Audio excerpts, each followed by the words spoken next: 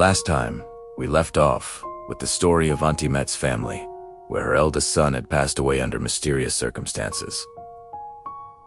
Tonight, we continue this chilling true story. The second son had been feeling uneasy for days. A deep, gnawing anxiety settled over him. He felt a constant chill, trembled without reason, and his eyes were filled with a fear he couldn't explain, as if something unseen was tormenting him. His worried siblings decided to stay up and keep watch over him through the night. Around 10 p.m., he complained of a stomachache and said he needed to use the bathroom. Terrified to be alone, his younger sister went with him, waiting just outside the door. He came out a few minutes later, seemingly fine, and went back to his room to rest. But the night was far from over. Around midnight, the sharp stomach pain returned. He needed to go to the bathroom again, and his sister followed him closely, her heart pounding with a sense of dread.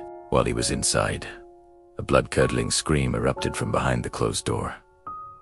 "Someone is trying to kill me," he shouted.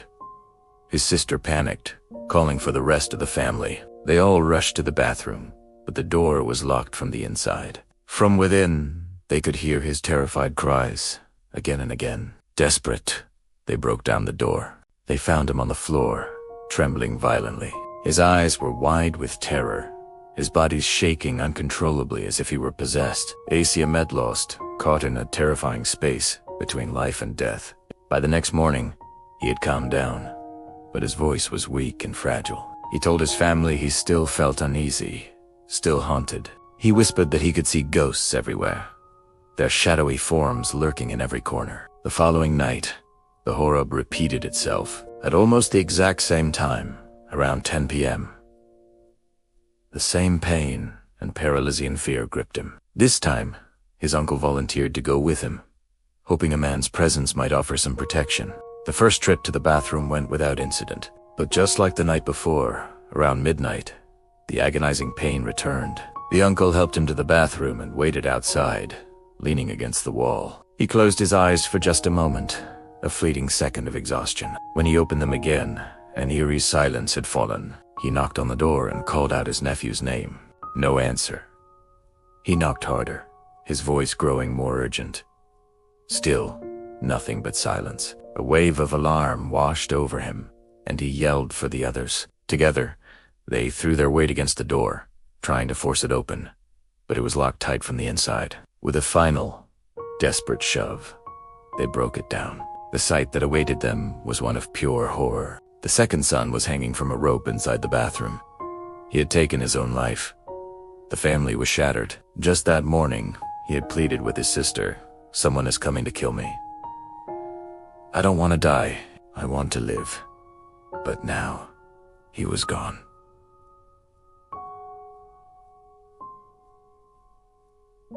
Grief overwhelmed the family and the entire village. 3 sons, all dead in horrifying, inexplicable ways. The weight of this tragedy was too much for their mother, Auntie Met. She soon passed away, her heart broken, her body worn down by sorrow.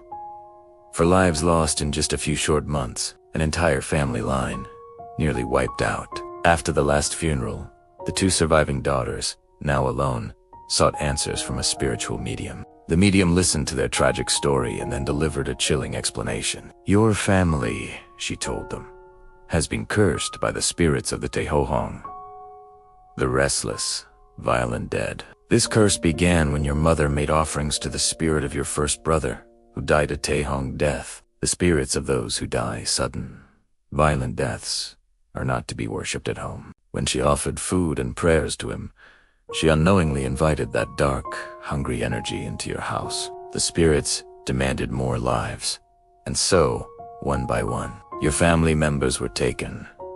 The medium warned them to never make offerings to such spirits again. She instructed them to take their brother's belongings to the temple, so the monks could chant and dedicate merit to free their trapped souls. Only then, she said, would the cycle of haunting finally end. This, my friends, is a true story from our country, a tragic account of a family's suffering and the unseen forces that tore them apart. It serves as a stark reminder of the delicate balance between love for those we've lost and the ancient wisdom required to let them rest in peace. To the family of Auntie Met, we offer our deepest condolences. Thank you for joining us once again on our channel, where we share real stories that not only send chills down your spine, but also carry profound lessons. If you found this story compelling, please like, share, and subscribe for more true tales from the shadows. Sleep peacefully tonight, and until our next story, good night.